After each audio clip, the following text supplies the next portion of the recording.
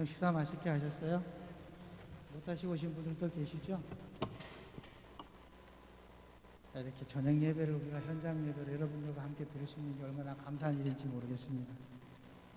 오늘 아무쪼록 이 시간이 우리가 찬양을 드리면서 또 예배 함으로 인해 가지고 우리 모두에게 축복되는 시간이 되기를 소망합니다. 우리 함께 기도하고 예배로 나아가겠습니다. 하나님 아버지 은혜를 감사합니다. 이 코로나의 위중한 가운데서도 하나님 이렇게 현장 예배를 열어주시고 우리 사랑하는 성도들과 함께 주님 전에 나와서 이렇게 전정 예배를 하나님 앞에 드릴 수 있게 하시는 데를 감사합니다. 아버지 하나님, 오늘도 왔사오니 우리 모두가 은혜 받는 시간이 되기를 소망합니다. 한 사람 한 사람 심령을 하나님 만져주시고 또 하나님께서 이 자리에 함께 임재하셔서 저희들이 드려지는 이 예배가 아버지 앞에 영과 진리의 거룩한 산제사를 드려줄 수 있도록 주님께서 인도하여 주시옵소서. 감사를 드리옵고 존귀하신 예수님 이름으로 기도하옵나이다. 아멘.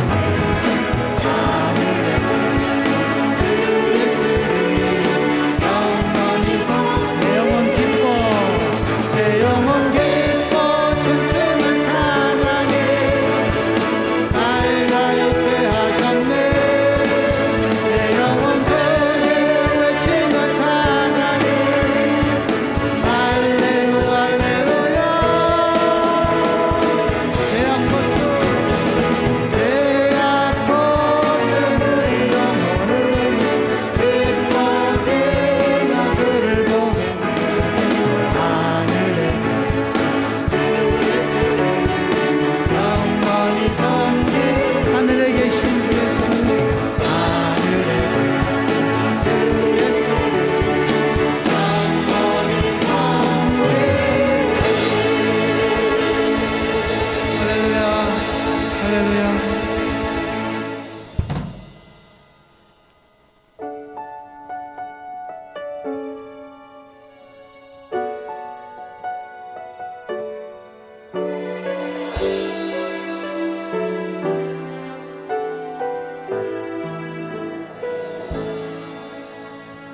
고단한 인생길 힘겨운 오늘도 예수 내 마음 아시네.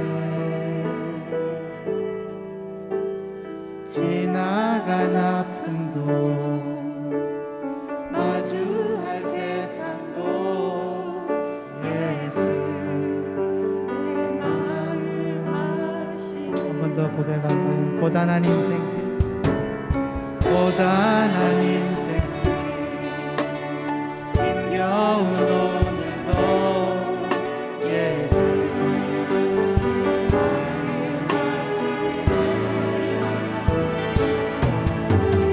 지나간 아픔도 마주한 세상도 예수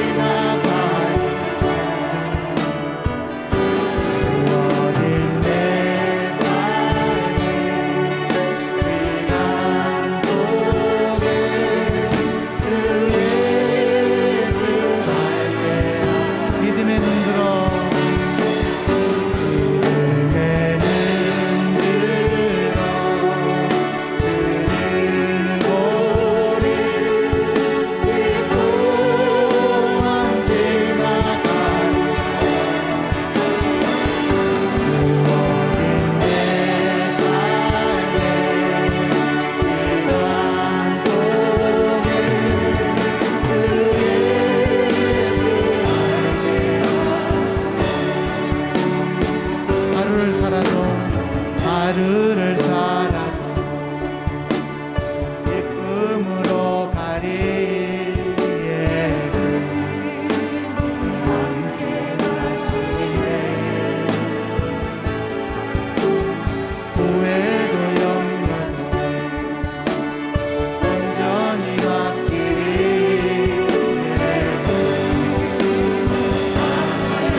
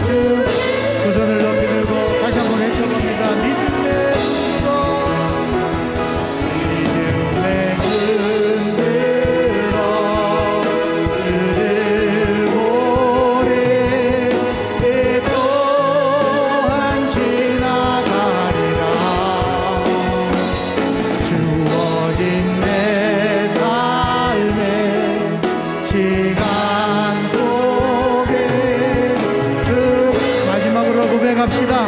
믿음의 눈 들어, 믿음의 눈 들어.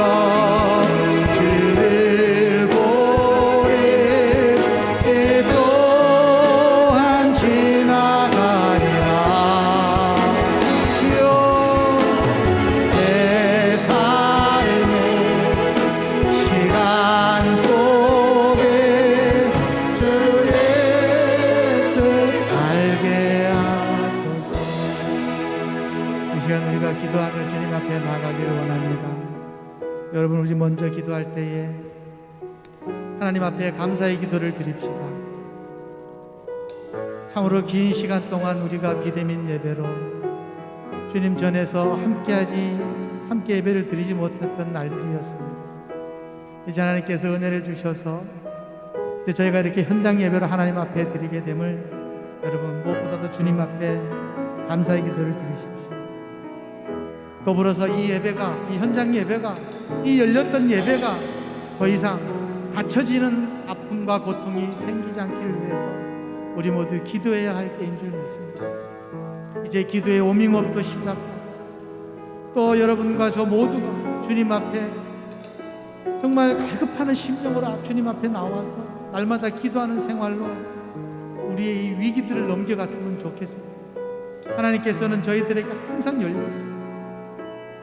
하나님께서 항상 저희들을 바라보고 계십니다. 우리에게 무엇을 하나님 요구하고 있는지 각자가 더 잘 알 줄로 믿습니다. 오늘 드려지는 예배 위에 주님 함께하여 주시옵소서. 주님, 더 이상 코로나로 인해서 우리의 예배가 닫혀지는 일이 생기지 않도록 주님 은혜를 더하여 주시옵소서.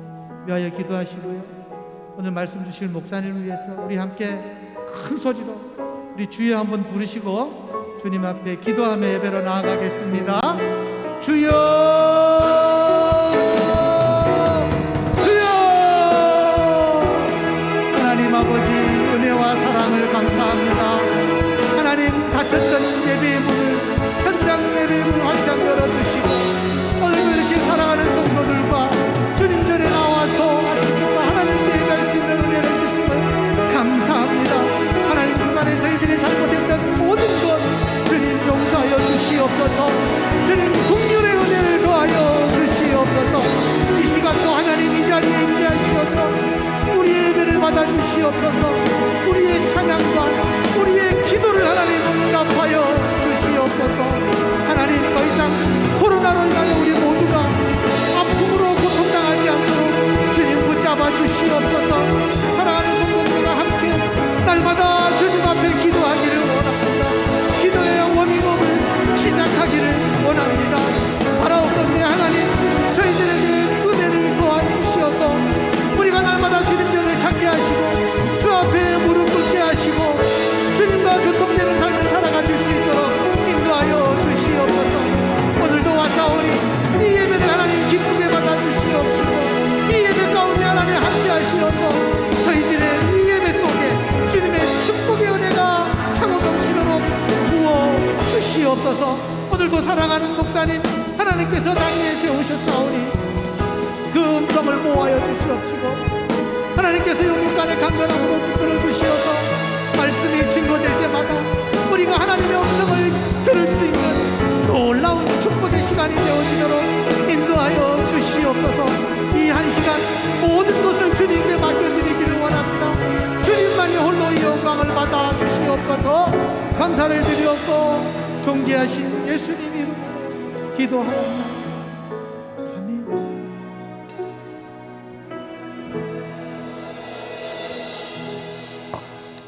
우리를 대표해서 김재영 안수집사님께서 기도 인도해 주시겠습니다.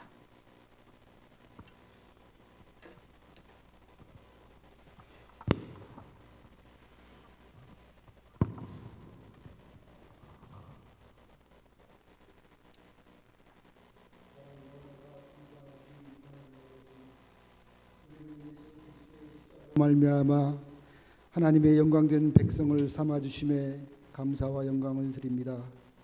우리의 연약함과 죄인됨을 아시는 주님, 이제껏 성결한 삶을 살기에 게을렀던 저희를 용서하여 주옵소서.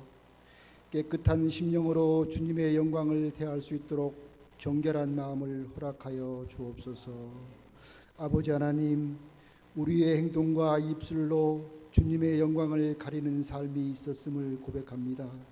저희를 긍휼히 여기사 주님의 보혈로 씻겨 주옵소서. 이 시간 주님께 간구합니다. 코로나19로 여러 주일 비대면 예배로 인해 저희들의 신앙이 온전하지 못하였고 영적으로 육체적으로 나태함을 용서하여 주옵소서. 이 시간 우리의 온전한 예배를 통해서 저희들의 믿음과 심령이 회복되기를 간절히 원하옵나이다. 교회의 머리가 되시는 주님, 올해는 저희 교회가 말씀을 사모하고 기도에 힘쓰므로 하나님을 경외하는 데 부족함이 없는 교회가 되게 하시고, 교회가 참으로 하나님을 기쁘시게 하고 죽어가는 영혼들이 우리 교회를 통하여 새 생명을 얻게 하는 귀한 교회가 되게 하옵소서. 주님, 새해를 맞이하여 주님의 몸된 교회를 위하여 사명을 감당한 일꾼들이 뽑혔습니다. 주님의 부르심의 은혜로 직분을 감당하게 하옵시며 임명된 모든 일꾼들이 맡은 직분에 충성을 다하도록 축복하여 주옵소서. 이제 말씀을 듣고 단에 서실 담임 목사님에게 주님의 영이 함께하사 말씀을 통한 믿음의 결단들이 이 자리에 있게 하여 주시고, 주님의 은혜가 심령 가운데 임하시사 치유와 회복의 은총이 충만히 임하는 복된 시간이 되게 하여 주옵소서. 이 모든 말씀 우리 주 예수 그리스도의 이름으로 간절히 기도드리옵나이다. 아멘. 아멘.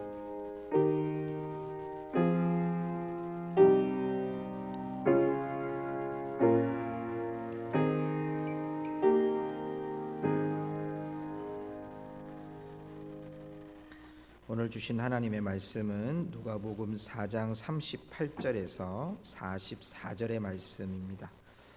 오늘 아침에 이어서 누가복음 4장 38절에서 44절의 말씀 봉독하겠습니다. 제가 가지고 있는 성경은 95페이지 있습니다. 신약 성경 95페이지.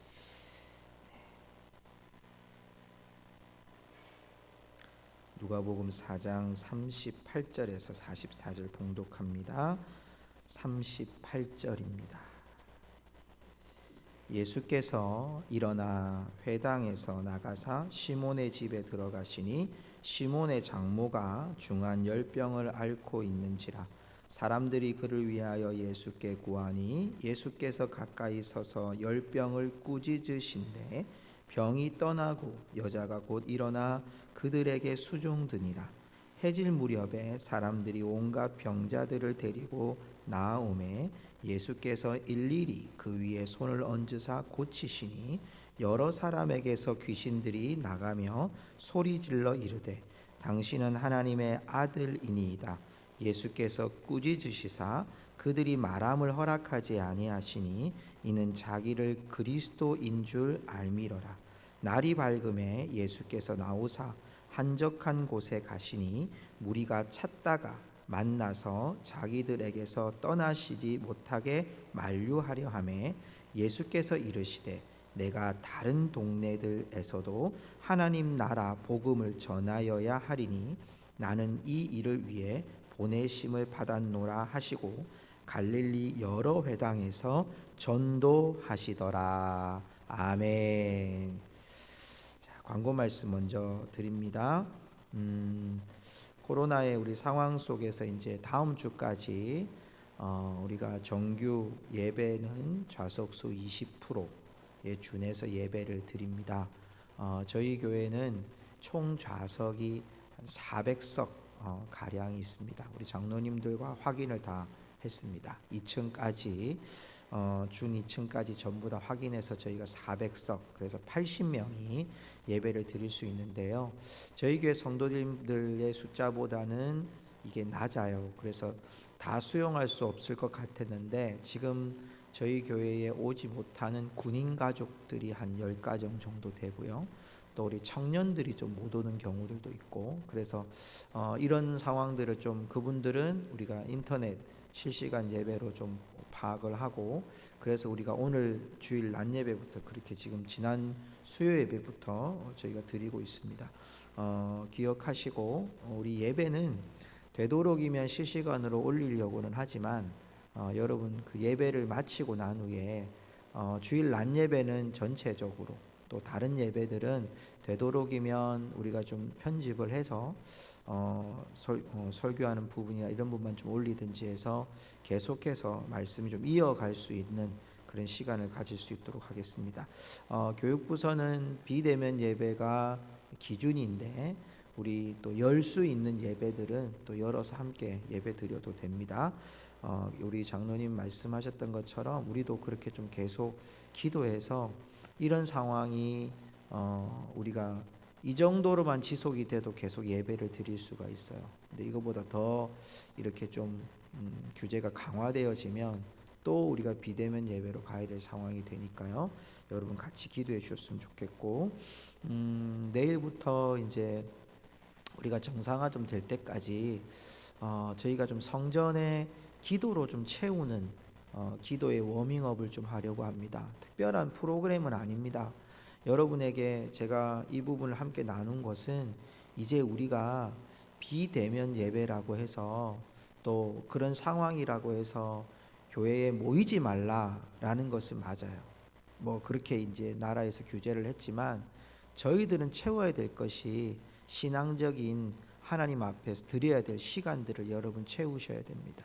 그래서 우리가 좀 거룩한 부담을 안고 여러분이 월요일부터 토요일까지 여러분 교회 오셔서 성전에서는 제가 이 본당에서는 음악을 좀 틀어놓을 거고요. 개인적으로 여러분이 새벽에 오셔도 되고 또 낮에 오셔도 되고 저녁에 오셔도 됩니다.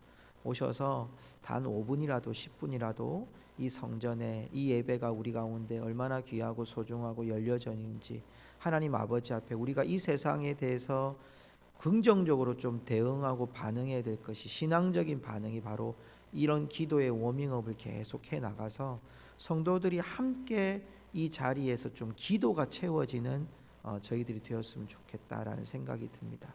혹시 뭐 일정이 안 맞았다 이렇게 하더라도 다른 날 오셔도 됩니다. 여러분이 그 날에는 그 교구는 좀 책임지고 와서 함께 좀 기도로 채우자라는 마음으로 함께 여러분 동참해 주시면 좋겠고요. 다음 주일은 우리가 예결산에 대해서 공동회의를 해야 원래는 집행이 됩니다. 근데 지금 최근에 그런 비대면 예배 때문에 우리가 하지를 못했는데 다음 주에 예결산을 위한 공동의회를 갖도록 하겠습니다. 예배를 위해서 우리가 성전을 굉장히 많이 비워놔서 어제부터 청소를 해주셨는데 매주 여러분 주일날 끝나고 청소하는 것도 참 좋은데요. 그렇게 하실 수 있는 부서는 그렇게 하십시오. 그런데 주일날 끝나고 나니까 다 집으로 가시는 경우가 대부분이에요. 그래서 여러분이 조금 마음의 부담을 안고 토요일날 각 부서가 자기 구역이 있습니다. 그렇죠?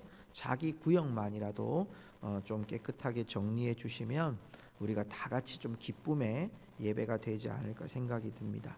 신년 축복기도 안 받으신 분들은 함께 받으시고 말씀해 주시기 바라고요. 우리 장인성 형제 결혼 예식 앞두고 앞잔치 있는 거 여러분 기억하셔서 돌아오는 토요일입니다. 토요일이고요. 개인적으로 가실 분들은 11시 반부터 2시까지 앞잔치를 하기 때문에 그때 가시면 되고 교회는 11시 30분에 출발을 하려고는 합니다. 그런데 너무 많이 오시면 또 이렇게 차가 다 수용은 안 됩니다. 솔직히 말씀드려서 그러니까 뭐 우리 두 차 다 합해 봐야 20명 남짓 정도밖에는 안 돼요. 그러니까 여러분께서 개인적으로 가실 수 있는 분들은 개인적인 차량으로 가시고 내가 이렇게 좀 차량을 운행하고 교회 차를 이용하고자 하는 분들은 구역장님께 좀 말씀을 해주셔서 구역장님 좀 파악을 하셔서 인원들 좀 잘 이렇게 체크할 수 있으면 좋겠습니다. 저희 교회가 또 이렇게 고성군의 나눔 캠페인에도 또 우리 어천중앙교회 새로 목사님 오는 일에 또 우리가 사택을 수리한 일에도 저희가 좀 섬길 수 있어서 감사하고요. 고성군수님이 굉장히 고성중앙교회의 그런 귀한 일들을 저희가 해마다 일을 하고 있으니까요.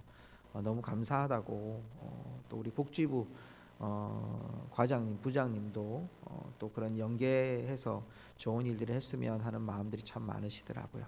그래서 우리 교회가 이런 때에 오늘도 이렇게 교회에 오신 그 이렇게 직원 공무원이 저희 교회 이제 체크하러 오신 분이 제일 첫 마디가 고성중앙교회가 참 좋은 일을 많이 해주셔서 감사하다고 그런 말씀하시더라고요.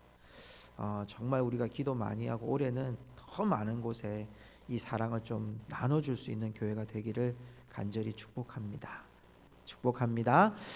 우리 앞뒤 좌우에 계신 분들에게 이렇게 인사합시다. 우리 교회 올해도 잘 될 겁니다. 이렇게 인사할까요? 우리 교회 올해도 잘 될 겁니다. 아멘. 하나님께서 헌신하는 분들을 통해 하나님의 뜻을 이루어가는 교회의 모습들을 우리가 참 많이 봅니다. 보이지 않게 이렇게 차량을 이렇게 운행해 주시고 또 인터넷 이렇게 상황들 또 기계들을 저 위에 방송실에서도 이렇게 섬겨 주시고 또 재정부에서 또 각 전도회 또 구역장님들 교사분들 보이지 않는 곳에서 얼마나 많은 수고를 잘 감당해 주셔서 교회가 이렇게 든든하게 세워가지 않나라는 생각이 들어서 감사하고 정말 베풀 수 있는 교회가 돼서 너무 감사하다라는 생각을 계속 하게 됩니다. 자, 오늘은요 복음을 위한 걸음 이래서 제가 오늘 우리가 읽었던 말씀 38절부터 44절까지 얘기를 나눌 텐데 여러분이 큰 그림을 두 가지로 오늘 그리면 됩니다. 하나는 병자를 위하시는 예수님, 두 번째는 복음을 위하시는 예수님. 그러니까 병자를 고치시는 예수님, 그러면서도 하나님의 뜻을 이루어 가시는 예수님, 이 두 가지의 모습을 오늘 우리가 좀 살펴보려고 합니다. 조금 더 생각을 하면 병자라고 했을 때는 우리의 연약함을 치료하시는 예수님, 그리고 또 하나는 복음을 위하신다는 이 표현은 하나님이 주신 뜻, 그 사명을 끝까지 잘 감당하시는 예수님의 모습을 우리가 발견하게 됩니다. 자, 오늘 그 연약한 자, 병자를 고치시는 예수님에 대해서 두 가지 이야기가 나와요. 하나는 오늘 보니까 시몬 베드로의 장모의 열병을 고치시는 사건이 나오게 됩니다. 자, 이 말씀이 왜 중요하냐면, 자, 누가가 데오빌로에게 복음이라는 사실을 이야기를 하잖아요. 그 사실을 증명해 주듯이 오늘 이 이야기는 여러분 마태복음에는 8장에 마가복음에는 1장에 이 사건이 똑같이 기록되어 있어요. 조금씩은 다르지만 이 사건이 확실한 것은 시몬 베드로의 장모가 열병을 앓았다는 이 사건은 똑같이 나오고 예수님이 고쳐셨다는 사실도 정확하게 나와요. 자, 여러분 왜 더 중요하냐면 누가의 직업이 무엇이었습니까? 의사였잖아요. 자, 의사가 보는데 고침을 받았다는 관점은 여러분 다른 사람이 보는 관점하고 달라요. 저희 교회도 이제 미용사 분이 두 분 계셔요. 근데 이렇게 가끔씩 그래요. 제가 이제 전에 섬겼던 교회에서도 한 분이 계시고요. 이렇게 보면 저를 볼 때 제 느낌이에요. 제 느낌. 제가 머리가 좀 길어지고 이렇게 되면 그분들이 저를 계속 이렇게 주시하고 계세요. 깎아야 될 때가 됐는데 이런 것처럼. 그죠? 여러분 우리가 관점이라는 것은 시선이 있거든요. 오늘 이 누가는 예수님이 병을 고치셨네 이런 관점으로 보는 것이 아니라 이것이 마태복음에도 마가복음에도 누가복음에도 있는 이 사실은 예수님께서 우리에게 보여주신 확실한 증명이 되는 사실이다. 그 얘기를 누가라고 하는 의사의 관점에서 이것을 보고 있어요. 자, 의사는 뭘 볼까요? 어디를 고쳤을까? 어떻게 하면 고칠까? 이런 걸 보는 거예요. 그런데 오늘 누가는요 조금 다른 시각으로 보는 것을 보게 됩니다. 한번 보십시다. 자, 오늘 먼저 진단을 한번 봅시다. 어떤 진단을 하는지를 보면 병자를 위하시는 예수님에 보니까 시몬 베드로의 장모가 중한 열병이라고 되어 있어요. 이 열병을 헬라어로 찾아보면 불이 있는 병 이렇게 되어 있어요. 쉽게 말하면 몸에 열이 엄청난 거죠. 요즘 같으면 어디 가야 됩니까? 빨리 선별진료소 가서 열이인지 확인을 해야 됩니다. 오늘도 우리 고성군에서 지금 한 명이 확진자가 나왔다고 그러더라고요. 뭐 해외에서 온 사람이라서 아마 격리가 됐던 걸로 기억이 나는데 열병, 그때 당시에 열병으로 따지면 말라리아가 굉장히 흔했다는 것을 문헌에서 찾을 수 있어요. 그런데 오늘 말씀에서 우리가 성경 말씀으로 잠깐 한번 돌아가 볼까요? 자, 돌아가 보면 38절을 우리 같이 한번 읽어보겠습니다. 38절입니다. 39절이 아니고 38절 한번 같이 읽어봅시다. 시작. 예수께서 일어나 회당에서 나가사 시몬의 집에 들어가시니 시몬의 장모가 중한 열병을 앓고 있는지라 사람들이 그를 위하여 예수께 구하니. 자, 예수께 구하니, 여기 보십시오. 사람들이 그를 위하여 예수께 구하니. 지금 누가가, 의사인 누가가요, 이 장면을 이렇게 클로즈업 하는 거예요. 크게 보여주는 거예요. 장모가 중한 열병을 앓고 있다. 이건 뭐죠? 진단이에요. 진단. 의사가 어디가 아프네 어디가 아프네 진단을 하잖아요. 우리가 어린아이들이 가서 막 울면 가서 의사 선생님이, 소아과 의사 선생님 제일 먼저 보는 게 뭐냐면 열을 먼저 재봐요. 그리고 열 재보고 난 다음에 계속 아프다 그러면 어디를 보냐니까 혓바닥을 딱 눌러가지고 목이 얼마나 부은지를 봐요.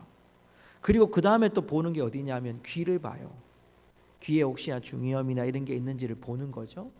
여러분, 진단을 해야 어디에 약을 처방해야 될지를 나오잖아요. 누가가 지금 진단을 한 거예요. 모든 사람들이 볼 때 중한 열병을 앓고 있다. 이건 마태복음, 마가복음에 다 나오는 이야기예요. 그런데 우리가 여기에 누가가 보는 관점 외에 지금 누가가 무슨 관점을 보여주냐면 사람들이 그를 위하여 예수께 구하니라고 되어 있어요. 사람들이 예수님께 구해요. 물론 마가복음에도 이 부분에 대해서 말씀을 하고 있어요. 그런데 마가복음에서는요, 예수님께 여쭙되 이렇게 표현되어 있어요. 그런데 여기는 예수님께 구하다라는 표현을 되어 있는데 이게 달라요.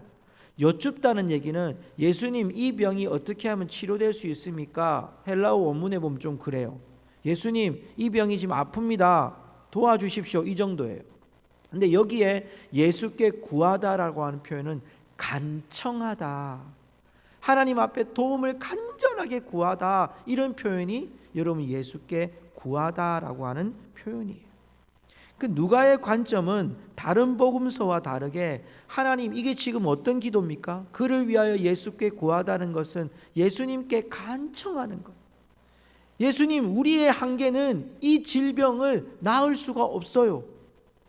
회복할 수가 없어요. 이 열병을 회복시킬 수 있는 능력이 우리에게 없습니다. 이 한계를 이제는 뛰어넘은 거예요.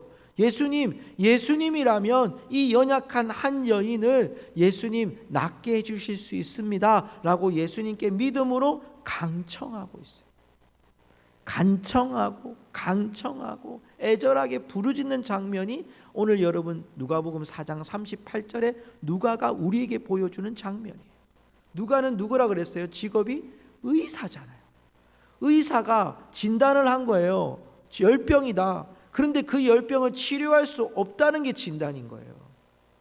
그런데 오늘 이 사람들이 진단을 통해서 처방이 없는데 그는 예수님께 구하는 거죠.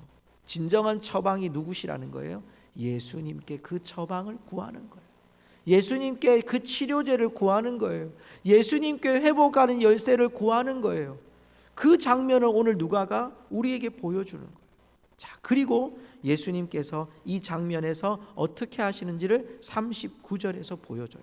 우리 같이 한번 39절을 읽도록 하겠습니다. 같이 읽겠습니다.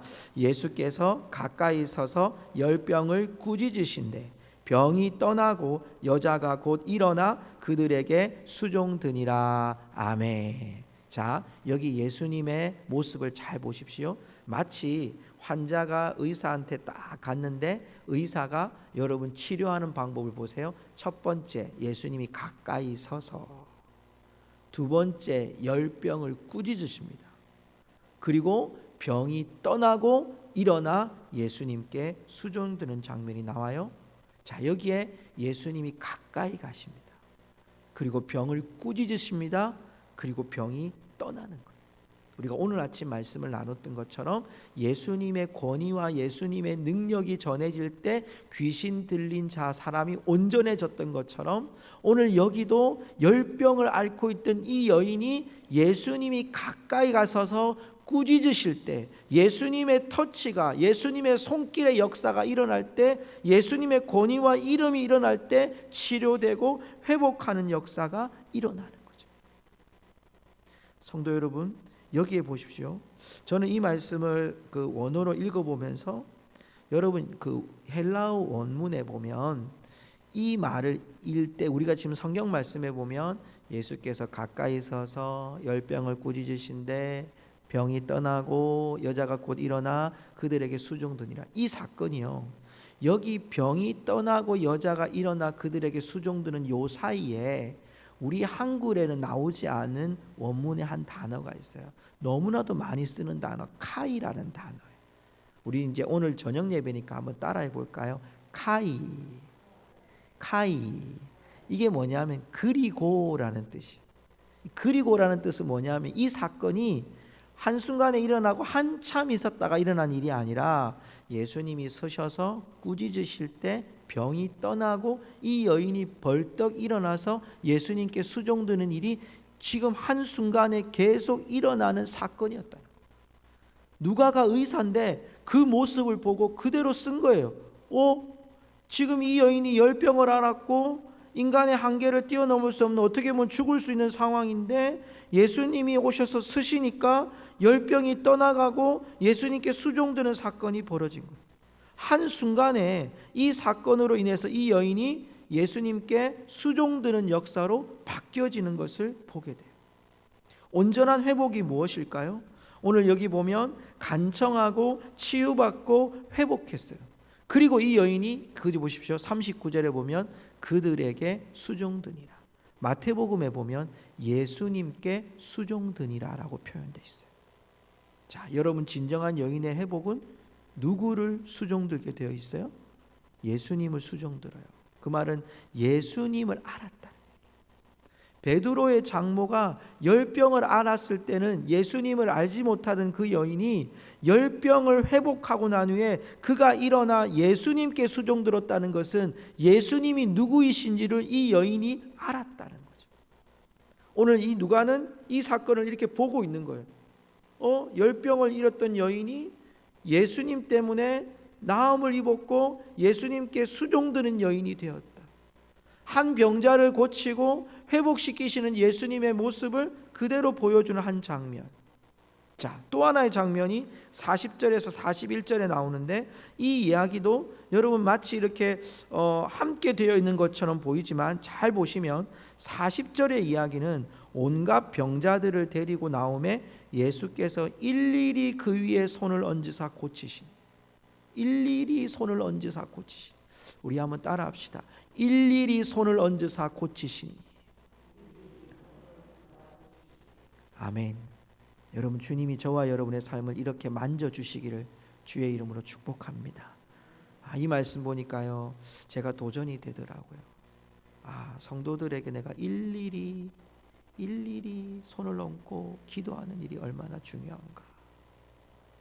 여러분, 우리 성도들도 마찬가지고요. 우리의 삶에서도 예수님께서 우리의 삶을 일일이 손을 얹으사 고치신, 열병도 가까이 오셔서 떠나가게 하시고 또 온갖 병자들도 일일이 손을 얹으사 예수님이 쫓아내시고 귀신들도 41절에 보면 예수님이 또 쫓아내시고 예수님의 권위로 말미암아, 예수님의 터치로 말미암아, 예수님의 손길로 인하여서 일일이 하나님 그 긍휼과 은혜를 베푸셔서 그들에게 있었던 질고와 고통과 열병과 아픔을 쫓아내어 주시는 예수님. 누가는 바로 자신이 의사임에도 불구하고 예수님의 모습은 연약한 자를 담당해 주시는 예수님의 모습을 우리에게 보여주고 있어요. 누가는 데오빌로에게, 그리고 이 성경을 읽고 있는 초대교회 성도들에게 우리 예수님이 누구신가? 우리가 지금 기다리고 있는 다시 오실 예수님 누구신가? 그분은 우리의 연약함을 이미 짊어지고 계시는 분이시다. 그래서 여러분 마태복음에 보면 이 장면에서 한 구절이 더 나와요. 제가 이제 여러분 화면에는 보여드리지 않았는데 제가 한번 읽어드릴게요. 마태복음 8장 17절에 보면 이렇게 병자를 고치시는 예수님에 대해서 이사야의 말씀을 인용하는데 우리가 잘 아는 구절이에요. 이사야 53장 4절 이야기거든요. 근데 마태복음 8장 17절에는 뭐라고 표현했냐면 우리의 연약한 것을 친히 담당하시고 병을 짊어지셨도다. 여러분 이 말씀이 얼마나 귀한지 몰라요. 예수님께서 우리의 연약함을 친히 담당하시고 그리고 우리의 병을 짊어지셨다. 이 장면을 통해서 마태가 우리한테 이야기하는 것은 마태복음은요 유대인들에게 예수님이 이 땅에 왕으로 오신 분인 것을 소개하잖아요. 그분이 우리의 질고를 질 뿐만 아니라 우리의 연약함을 담당하고 우리의 병을 짊어지셨다. 그 말은 여러분 그 병이 나음을 입었던 것은 예수 그리스도의 질고와 그분이 우리의 병을 짊어지심으로 우리의 질고를 짊어지심으로 우리가 나음을 입었다는 표현인 거예요. 여러분 우리가 병이 낫는 것은요 우리가 회복되는 것은요 우리의 삶에서 진정한 그냥 회복이다 이것이 아니라 깨끗함 받았다 이것이 우리의 결과가 아니라 여러분 예수님께서 그 삶을 짊어지시는 거예요. 너는 내게 다 오라 그랬잖아요. 내게 다 맡기라 그랬잖아요. 주님이 그 질고를 지셨던 것을 우리에게 보여주심을 통해서 누가가 오늘 우리에게도 예수님은 우리의 연약함을 돌보시는 주님이시다. 그 주님이 우리와 함께 하시는 분이시다. 이분이 다시 오실 분이시다. 지금 우리가 고난을 당하고 지금 우리가 믿음의 정말 어려움들을 만나는 이때에도 주님은 우리와 함께 하시는 분이십니다. 이걸 고백하고 있는 거죠. 성도 여러분, 우리의 연약함을 돌보시는 주님을 여러분 이때에도 만나실 수 있기를 주님의 이름으로 축복합니다. 여러분 이 연약함 속에 주님은 우리와 함께 하시고 계시는 거예요. 떠나시는 분이 아니고 함께 하고 계시는 거예요. 성경에서도 보면 우리는 여러분 수많은 믿음의 사람들을 통해 하나님께서 함께 하시는 그 증거들이 얼마나 많은지 몰라요. 여러분 우리가 아브라함 본토 친척 아비 집을 떠나고 난 후에 하나님이 아브라함과 함께 하셨던 일들, 이삭이 우물 파면 메우고 우물 파면 메우는데 하나님이 그를 더 부욕해 하신 하나님의 역사, 지경을 넓히시는 역사도 보았고요. 야곱이 자신이 이제 형 때문에 정말 위험을 당하고 바단 아람으로 삼촌 라반의 집으로 나아갈 때도 하나님이 직접 나타나셔서 베델에 하나님 만나 주셨고요. 여러분 요셉도요 애굽으로 내려가고 난 후에 하나님이 함께 하셔서 그가 형통한 자가 됐다고 얘기해요. 아니 창세기의 4명의 족장 시대의 얘기만 해도 이 정도인데 여러분 얼마나 많은 성경의 이야기들이 그럴까요? 신약시대에 와서도 동일했습니다. 예수님이 떠나시고 난 후에 예수님이 이 땅에 오시고 제자들과 함께 하시고 초대교회 때 예수님이 이제 부활 승천하시고 난 후에도 여러분 제자들이 옥에 갇혔을 때도 베드로가 옥에 갇혀도 어떤 일이 벌어집니까? 여러분 성령께서 천사를 보내가지고 옥문이 막 열리는 역사들이 그 가운데 일어나는 거예요. 병자들이 고치고요. 아니 예배 시간에 졸다가 떨어져 갖고 죽은 사람도 여러분 바울이 가서 살리지 않습니까? 여러분 베드로가 한번 말씀을 전하니까 솔직히 저희 신학자들이 보면 바울이 설교를 잘했을까 베드로가 설교를 잘했을까? 여러분 베드로의 설교는 굉장히 감동적인 구약의 예언에 대한 설교입니다. 그리고 바울의 설교는 굉장히 조직적이고요. 그리고 신학적인 설교가 많습니다. 그런데 그 말씀을 듣고 수많은 3,000명이 5,000명이 예수 이름 믿고 주님 앞에 돌아오는 역사들이 막 일어나는 거죠. 여러분 그런 일들이 바로 우리 가운데서 지금도 하나님께서는 우리를 떠나지 아니하시고 함께 하시는 역사가 우리 가운데 있다는 거예요. 우리가 발견하지 못했을 뿐이에요. 여러분도 그래서 말씀을 읽을 때에 기도하면서 여러분 가운데 큐티도 하면서 여러분 가운데 100일 동안 일독하면서 여러분 그 하나님의 말씀과 음성을 들으실 수 있기를 주의 이름으로 축복합니다. 그게 우리의 질고를 지시는 우리의 병을 짊어지시는 우리의 연약함을 담당하시는 주님을 만나는 길이라는 거예요. 자, 오늘 여러분 그러면서도 예수님께서는 이제 연약한 자를 위하시는 예수님, 우리를 돌보시는 예수님에서 그 다음에 예수님이요 복음을 위하시는 예수님, 하나님의 뜻을 위하는 예수님의 모습을 42절에서 44절까지 우리가 발견하게 돼요. 자, 오늘 말씀 42절에 가보면 날이 밝음에 예수께서 나오사 한적한 곳에 가시니 이렇게 돼 있어요. 자, 화면을 잘 보세요. 날이 밝음에 예수께서 나오사 한적한 곳에 가시니 누가 찾아와요? 무리가 찾다가 만나서 자기들에게서 떠나시지 못하게 만류하여 하매. 자, 군중들이 예수님이 놀라운 기적의 역사들을 막 열병이 떠나고 귀신이 쫓겨가고 병자들을 일일이 막 손을 얹고 기도하니까 다 나음을 입고 얼마나 좋아요. 여러분 가는 곳마다 이런 놀라운 증거들이 막 일어나는데 예수님이 하신 일이 뭐냐면 한적한 곳으로 가시는 거예요. 만류하는 사람들을 놓고 예수님이 가시는 거예요. 그리고 여러분 마가복음 1장 35절에 보면 예수께서 일어나 나가 한적한 곳으로 가사 거기서 기도하시더니, 한적한 곳이란 것은 이 무리들이 없는 하나님과 예수님과의 가장 조용한 한 방인 거예요. 우리 교회로 따지면 뭐 중보기도실 이렇게 볼 수도 있겠죠. 여러분 어떤 사람에게도 방해받지 않고 하나님과 나와의 1대1의 관계를 위해 한적한 곳으로 떠나시는 예수님. 수많은 사람들이, 여러분 수많은 사람들이 있잖아요. 그 사람들이 예수님을 지금 쫓아오고 있어요. 자, 여러분은 어떻게 결정하실래요?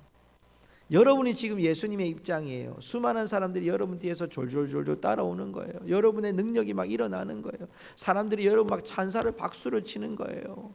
여러분을 높이는 거예요. 그 수많은 사람들을 놓고 하나님과 1대1의 만남을 하는 그 길을 걸어갈 수 있는, 어쩌면 지금 우리가 이럴 수 있어요. 분주한 일상, 또 분주한 삶, 또 지금 우리 코로나라는 이런 큰 상황 속에서 우리가 대처하며 살아가는 이 삶이 우리에게 얼마나 분주하고 지금 집중해야 되는지 몰라요. 그런데 그 가운데서 하나님과 교제하는 이 시간을 떼어내는 거죠. 왜? 하나님과 이 삶이 더 중요하기 때문에. 왜 기도하느냐? 한적한 곳에서 기도하셨다는 것은 하나님과 우리와의 관계 속에, 하나님과 예수님과의 관계 속에 이루어지는 하나의 방법이에요. 기도하시는 방법, 하나님과 교통하는 방법. 그 관계 가운데 하나님을 제일 먼저, 한적한 곳에서 하나님을 만나야 주님의 사역이 이루어지기 때문에 그렇게 사셨다는 거예요. 자, 그렇게 사신 이유가 뭐죠? 왜 이렇게 한적한 곳에 가서 기도하셨을까요? 우리 43절을 한번 볼까요? 43절. 자, 43절 같이 읽겠습니다. 예수께서 이르시되 내가 다른 동네들에서도 하나님 나라의 복음을 전하여야 하리니 나는 이 일을 위해 보내심을 받았노라 하시고. 자, 왜 이렇게 하셨냐? 여러분 여기 보니까 우리 한번 같이 따라합시다. 하나님 나라의 복음. 예, 한 번 더 크게. 하나님 나라의 복음. 예수님이 이 땅에 오신 목적을 오늘 보여줘요. 병자들을 고치고 약자들, 연약한 자를 치료하시는 예수님. 그러면서 예수님은 무엇을 위해 이 땅에 오셨는지를 우리에게 보여준 거예요. 우리의 필요도 채워주시는 분이시지만 더 중요한 것은 예수님은 이 땅에 하나님의 나라를 전하기 위하여 오셨다는 것. 하나님의 나라가 뭘까요? 우리가 죽으면 가는 나라, 하나님 나라. 예, 여러분도 그것도 맞아요. 예, 그거는 우리가 1차적으로 맞아요. 이런 소망이 없으면 어떻게 살겠어요, 그렇죠? 그런데 여러분, 이거보다 더 중요한 것은 예수님이 이 땅에 오신 가장 중요한 이유로 오늘 말씀을 보십시오. 예수님이 무리를 떠나서 한적한 곳에 가서 기도하시고 난 후에 하신 말씀, 내가 다른 동네들에서도 하나님 나라의 복음을 전하여야 한다. 다른 동네에서도 하나님 복음 전해야 된다. 너희들 죽으면 천국 간다. 이 얘기를 하기 위해서 예수님이 다른 동네 간다. 이것도 맞습니다. 그러나 더 중요한 얘기는 뭘까요? 그 하나님 나라가 뭐냐는 거예요. 하나님 나라가 여기 있다 저기 있다가 아니라 너희 마음에 있다는 말씀하셨어요. 여기 하나님 나라는 뭘까요? 여러분, 국가는요, 국가라는 것은 땅이 있어야 됩니다. 그리고 국민들이 있어야 되고요, 나라의 주권이 있어야 됩니다. 그 다음에 여러분, 나라에 다스리는 사람들도 있고 다 있어요.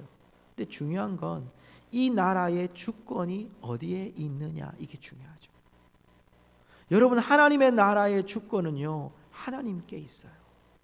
그 하나님 나라가 임했다는 얘기는 곧 우리에게 하나님이 이 땅 가운데서도 우리 가운데 하나님의 나라를 이루어 가게 하시는 것. 그것은 하나님이 내 삶을 다스리심을, 지금 예수님이 오신 이것이 하나님의 나라이다. 예수님이 계신 이곳이 하나님의 나라이다. 우리가 여러분 에덴 동산 이렇게 얘기하면 에덴 동산을 본 사람이 아무도 없죠. 아담과 하와 외에는. 에덴 동산을 본 사람이 아무도 없는데 에덴 동산 이야기하면 좋은 곳이다, 모든 것이 다 있는 곳이다, 우리가 그렇게 상상합니다. 근데 하나님의 나라 이렇게 얘기하면 우리는 주로 무슨 얘기하냐면 이제 아픔도 없고 고통도 없고 우리한테 이렇게 중한 병도 없고 암도 다 떨어져 나가고 눈물도 없고 이런 곳만 생각해요. 근데 여러분, 하나님 나라의 가장 중요한 핵심 요소는 뭐죠? 그 안에 누가 계셔야 될까요?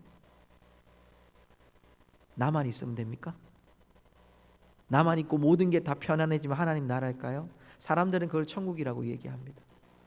이슬람도 천국이라고 얘기합니다. 이슬람의 천국이 뭘까요? 이슬람의 천국은요, 남자들이 중심이 된 이슬람은요, 여인들이 자신들을 받들어 섬기는 게 천국이에요. 여러분, 그런데 우리에게 있는 천국, 하나님의 나라는 내 마음 가운데, 내 삶 가운데 하나님이 나를 다스리시는 것이 천국이에요. 가정이 천국이 될 수 있는 것은 어디에 있어요? 우리 가정이 하나님의 나라가, 하나님이 우리 가정을 다스리는 것. 우리 가정 안의 결정, 우리 가정 안의 고민, 우리 가정 안의 아픔이 예수 하나님의 은혜로 하나님께서 우리 가정을 다스림을 인정하는 것, 그게 하나님의 나라예요. 우리 교회가 하나님의 나라가 되는 건 뭘까요? 예수님이 다스리시는 교회가 되는 거예요. 예수님이 주인 되시는 교회예요. 사람들이 많으면 좋겠죠. 여러분, 재정도 많으면 좋겠죠. 여러분, 그런데 그보다 더 중요한 건 뭐죠?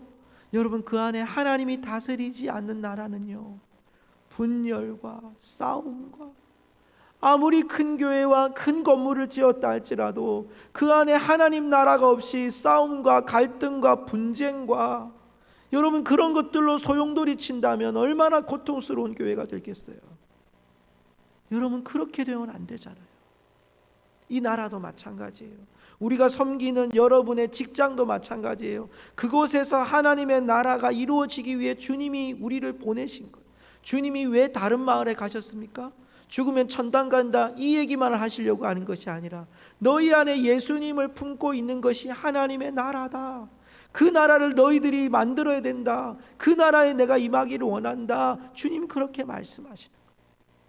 성도 여러분, 우리 안에 하나님의 나라를 이루어 가기를 주의 이름으로 축복합니다.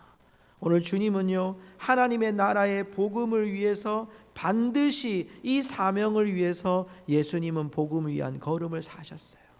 자, 오늘 두 가지로 좀 결론을 지으려고 합니다. 첫 번째는 우리에게 예수의 영, 다스림을 받는 걸음이 되어야 된다는 것.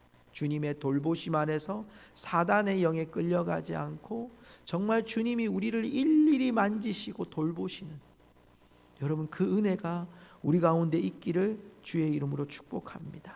우리를 짊어지시는 주님을 기억합시다. 우리의 연약함을 짊어지시는 주님. 그리고 또 하나는 우리가 부르심에 의한 발걸음을 살아야 돼요. 그건 뭐냐면 군중보다 하나님의 부르심, 하나님의 나라.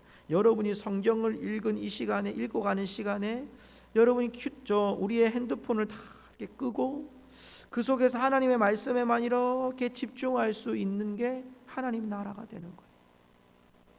물론 죽으면 천당 가죠. 죽으면 하나님 나라 이르죠. 그런데 그 전에 우리가 자꾸 우리 삶 속에 이런 하나님 나라 만들어야 돼요. 여러분, 운전대를 잡으신 분들, 그 속에서 하나님 나라 만드시기를 축복합니다. 또 여러분 살아가는 이웃 가운데서도 하나님 나라 만드셔야 돼요.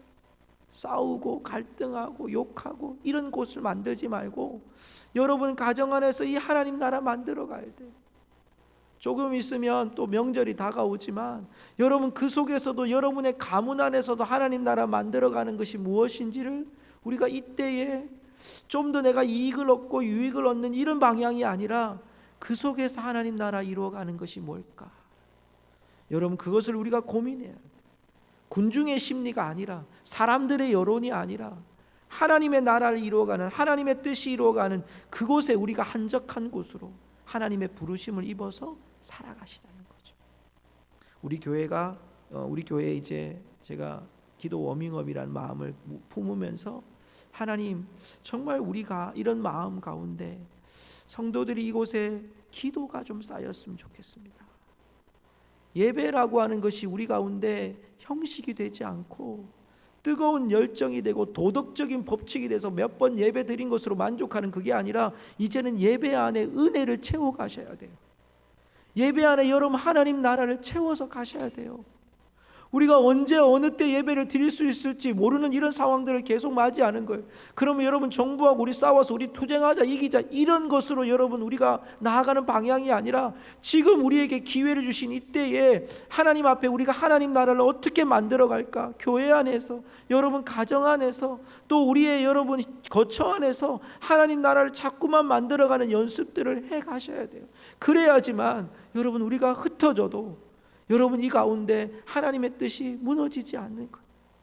일제강점기 때도 교회의 문을 닫을 때가 있었습니다. 신사참배를 하는 사람들, 수많은 여론 앞에 엎드린 사람들도 있었습니다.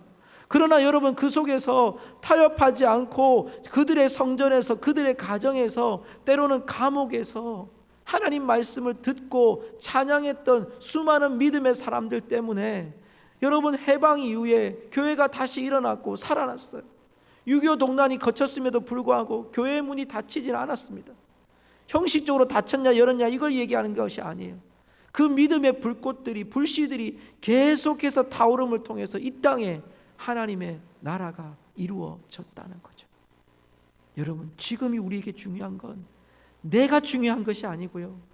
나를 통해서 이 후대 세대들이 이 믿음의 세대들이 계속해서 이루어가는 일이 닫혀지지 않도록 우리가 그것 때문에라도 여러분 이 속에 군중의 심리가 아니라 하나님 나라의 관점에서 우리가 지금 예배하고 말씀 가운데 살아가고 저런 분투하고 헌신하고 나누고 섬기는 일로 세워져 가야 돼요. 말씀을 맺으면서 최근에 한 2주 동안 우리 교회에서 예전에 파송했던 안상희 목사님 섬기신 어천중앙교회에 이제 새로운 목사님이 오시게 됐어요. 그 목사님을 모시게 되고 제가 이제 임시 당회장이 돼서 이제 목사님을 새롭게 모시게 됐어요. 그런데 사택이 30년 넘게 이제 쓰시다 보니까 여러분이 이제 좀 낡은 부분도 있었고 또 그래서 좀 수리를 해야 되겠다라고 시작을 했어요. 서울에 있는 광염교회에서 또 노예에서 또 저희 교회에서 이렇게 하면서 시작을 했는데 목사님들이 다 온 거예요. 저는 기술자는 아닙니다. 근데 이제 기술자 되는 목사님들이 많아요. 저희 시찰 목사님들 한 10대 분이 모여가지고요 머리를 짜내고 처음에는 그냥 도배장판만 하자 이랬다가 도배지를 바르려고 하니까 이렇게 판이 좋지 않은 거예요. 벽도 좋지 않고 바닥도 좋지 않은 거예요.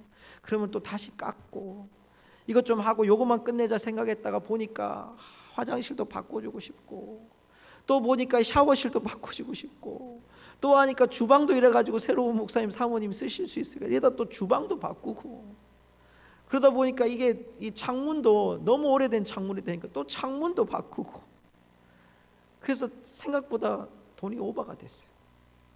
제가 재정을 담당했는데요. 섬뜩섬뜩한 거에게 이거 이러다가 이거 모자라면 어떡하지? 이런 생각도 들어요.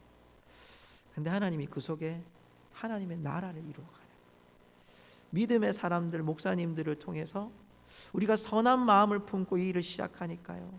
그러면 제가 전등을 책임지겠습니다. 이런 목사님이 나와요.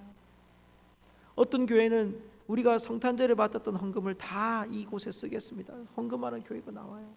우리 교회도 기쁨으로 여러분 헌금을 했습니다. 우리 장로님들과 의논하고 우리가 기쁨으로 섬기자 그래서 기쁨으로 섬겼습니다. 나머지 얼마 좀 모자라는 부분이 생겼는데 하나님이 이것도 충분히 채워주시는 은혜를 주셨어요. 근데 제 마음속에 다 끝나고 열쇠로 문을 잠그고 돌아오면서 제 마음속에 하나님 이 속에 천국을 이루어 주셨군요. 하나님의 나라를 이루어 주셨군요. 선한 마음으로 땀 흘려서 막 다 부수고 깨고 그 손길들 하나하나마다 그렇게 때로는 서투를 수도 있죠. 그런데 그 속에서 하나님께서 정말 선한 방법들과 선한 마음으로 하나님의 뜻을 이루어 가더라고요. 다 끝나고 나니까 그 담당하셨던 목사님이 우리 또 다른 거 할 수 있겠다 이렇게 마음이 철렁 내려앉았어요. 여러분 우리가 하나님 나라는 어떨까요? 사람들에게 있지 않아요. 군중 심리에 있지 않아요. 오늘 주님은 묵묵히 연약한 자를 돌보는 자리에 서셨습니다. 그리고 하나님 나라를 위해 한적한 곳에서 기도하시고 또 다른 마을로 가셔서 이 사명을 감당하셨던 예수님, 우리도 그 길을 따라갈 수 있기를 주님의 이름으로 축복합니다. 함께 기도하십시다.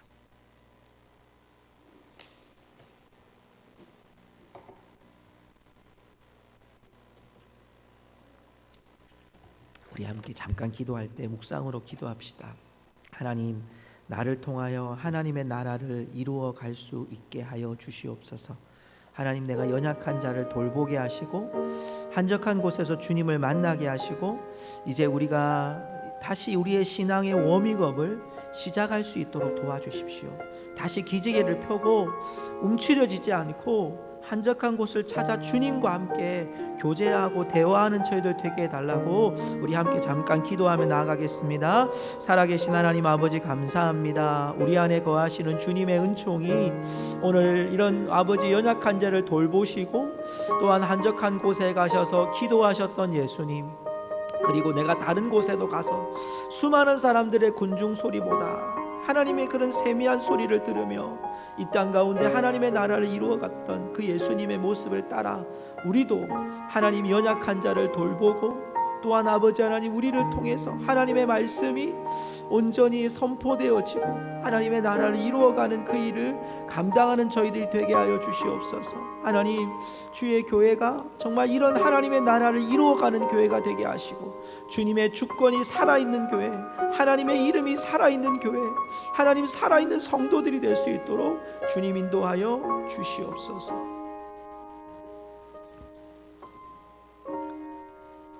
살아계신 하나님 아버지 감사합니다. 오늘 저녁에도 우리에게 이 귀한 시간 열어주셔서 말씀을 나눌 수 있도록 복 주심을 참으로 감사합니다. 하나님의 나라는 많은 사람들의 군중에 있지 않고 연약한 사람들, 또 하나님과 정말 한적한 곳에서 세미한 음성을 듣고자 하는 자들에게 임하시는 그 하나님의 나라를 보았습니다. 하나님, 이 한 주간 예수 그리스도의 권세와 권능이 우리를 통해서 이 하나님의 나라를 만들어가는 저희들이 되게 하여 주시옵소서. 하나님, 세상은 군중 심리처럼 어떻게 하면 이 코로나라는 이름 앞에 있는지 모르지만 우리는 한적한 곳에 하나님 앞에 서 있는 저희들이 다 되게 하여 주시옵소서. 성경을 읽으면서도 기도의 자리를 찾으면서 또 신앙의 서적을 읽으면서 하나님, 우리의 삶의 시간마다 우리의 또 삶의 터전에서 이 하나님의 나라를 이루어가는 저희들이 되게 하여 주옵소서. 예수님의 이름으로 기도하옵나이다. 아멘. 우리 다 같이 일어나십시다. 일어나셔서 320장을 우리 찬양하고 축도로 마치겠습니다.